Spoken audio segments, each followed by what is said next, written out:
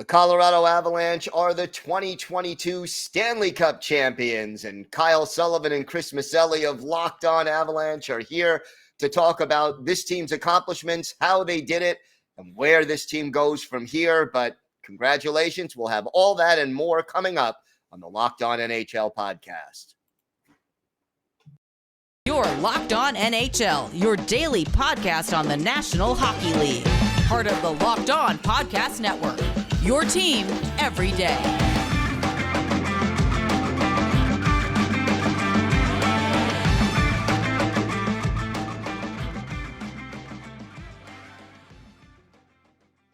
And hello, everybody, and welcome to the Monday edition of the Locked On NHL podcast. Gil Martin, always glad to be with you, and thank you for making Locked On NHL your first listen every day. We are free and available on all platforms. The Colorado Avalanche have won the Stanley Cup for the first time in 21 years. We are joined by Chris Micieli and Kyle Sullivan, the co-hosts of Locked On Avalanche. First, I want to tell everyone that today's episode is brought to you by BetOnline. BetOnline has you covered this season with more props, odds, and lines than ever before. BetOnline, where the game starts. Gentlemen, congratulations. Your team is the Stanley Cup champions. And I have to give credit. I really was impressed with the defense that they played, especially in the third period of Game 6. Yeah, we have to thank you, because we couldn't have done that defense without the New York Islanders and that wonderful deal that we have obviously benefited from for Devon Toews. No, defensively, they were fantastic in the third period. I don't know, Kyle, do you know what the final shots on goal were for Tampa in the third? But I know they got their first with like 10. They had 4 total. I mean, there you go. And I know they had their first with like 10 minutes, like halfway through, and it was from like the neutral zone, just like thrown on. So wow, I mean, I'm here, like I'm thinking, like, don't let up, don't keep playing your game. You're an offensive minded team. You have a great defense, but don't just sit back. And they didn't. They played. They still had an offensive mindset, and let's get another goal and expand that lead. But when Tampa would get the puck and go in the opposite direction, that was the best defensive period that they've had probably all season, and it came in a game clinching Stanley Cup playoff game. Like, I'm baffled by that. I'm not baffled by it. I'm just like, I can't wrap my head around how amazing that defense was in the third period. Yeah, and to couple off of Chris's point, like staying to your game, you could tell easily in that first period that it was the tale of 2 game plans. Jared Bednar had the long game in mind that entire game. Tampa wanted to get out early and try and take the heart out of Colorado, and that's exactly what they wanted. They were outshot in the first period, but you could tell over the entire game that tempo was shifting. And in that third period, they locked down. And you could tell, like, a 2-1 win, it felt more like a 3 or 4 goal win. Like, they were a dominant force throughout that game. You could tell by them complaining over every call and that the momentum was shifting. Tampa couldn't do anything to stop it. No, and you talk about the Lightning, such a talented offensive team. I mean, your Stamkoses, your Hedmans, your Palats, the list goes on. And here they are down by a goal, 5 minutes left, 3 minutes left, 2 minutes left. They pull the goalie. They still couldn't get too many shots on goal. Hats off to the Avalanche, and they did it on the road, no less, without having the last change, without having the crowd behind them. It was just a very impressive performance. Yeah, I think everybody wanted it to be on home ice. That's what you want to win this thing, because it's the greatest trophy in sports. And you want to celebrate it in front of your fans. But I think they're human beings. And I think there was some nerves that got to the Avs once they got that third win, and now they just need that one more. It is on home ice. Everything was set up for them to win this thing. But I think some nerves got to them. It goes away as the game, goes on. But I think having a game that they played one game with those 3 wins, needing the one. And I think that was huge for them, because they had never done that before. So now they go to Tampa. This team is fine on the road. I don't think that bothered them in the least. I think they had having that one game on their back, like, okay, this is what we need to do to seal this thing, because Tampa's not going to go anywhere.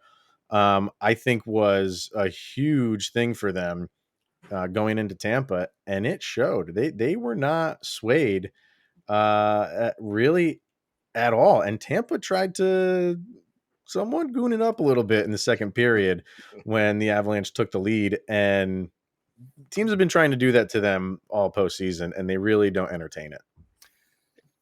Kyle, and oh, sorry, go ahead. And like, to Chris's point about playing in Tampa, the entire narrative, the entire series has been what Tampa's not doing and giving away the cup. And it felt fitting for players like Nazem Kadri, Cogliano, Eric Johnson, these longtime vets, to win it in the back-to-back champions home ice. Like, it felt fitting that they did it there, where they were always discounted. And every question that they got after they won the cup was, how did you rebound from that terrible season that you had? It always felt like they were looked down upon. And what better way to cap off this wonderful story? You could have done it at home. It would have been a wonderful narrative to wrap the whole story up and put a bow on it.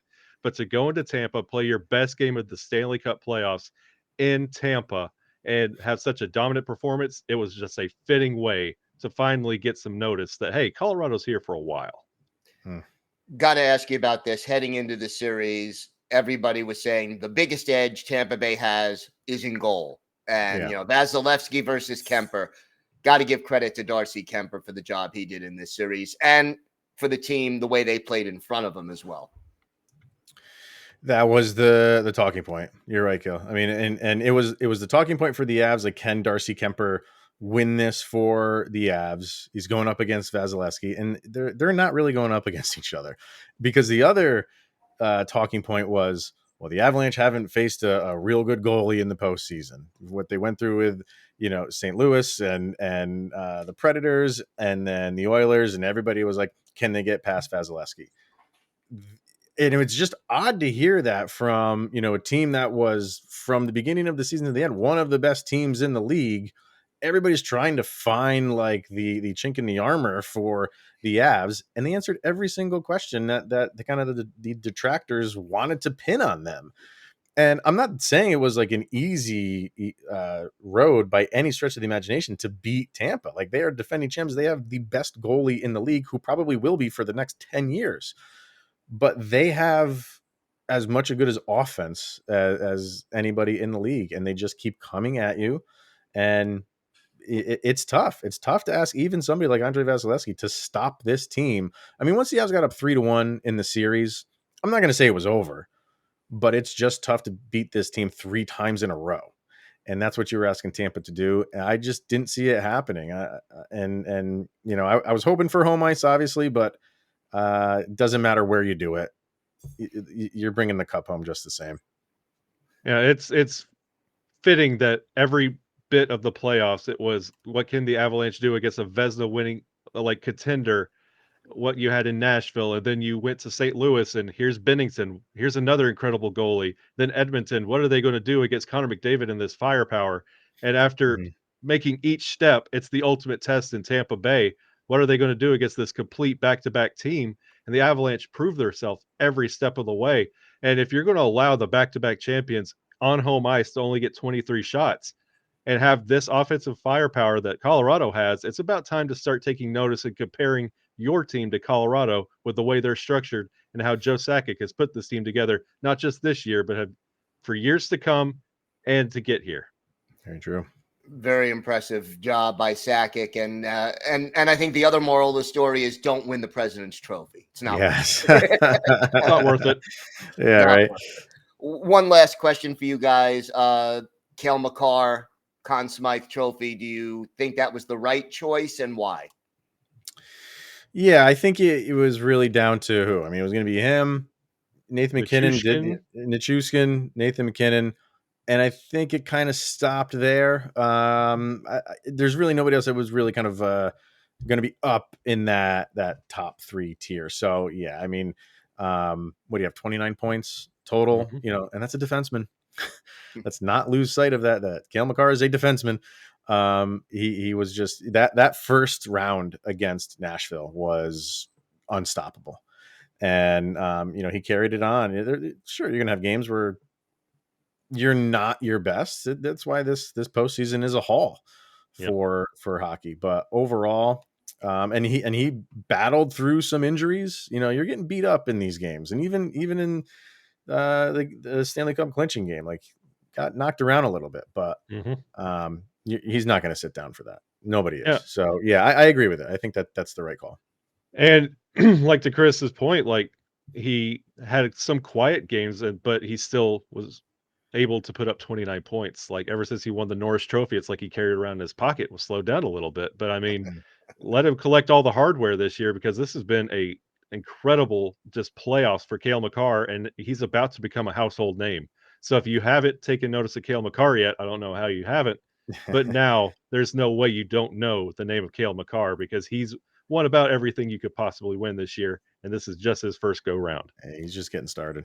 Yeah, that's the scary part for the other 31 teams in this league. So, guys, congratulations, Colorado Avalanche, winners of the 2022 Stanley Cup. Gentlemen, why don't you tell our listeners and our viewers where they could find you guys on social media and where they could find the podcast? Social media, the show LOPN_Avalanche. That's on Twitter. We have Locked On Avalanche over on Instagram, and then our YouTube channel, search for Locked On Avalanche. And Kyle does some good stuff on his personal Twitter page, which is at Shaggy Von Doom. Love it. All right, guys, it's always a pleasure to have you both here. Thanks for joining us, and congratulations again. Thanks, Gil. Go Avs, go. Today's episode is brought to you by BetOnline. BetOnline.net is your number one source for all your betting needs and sports info. Find all the latest sports developments, league reviews, and news, including the Stanley Cup Finals and Major League Baseball.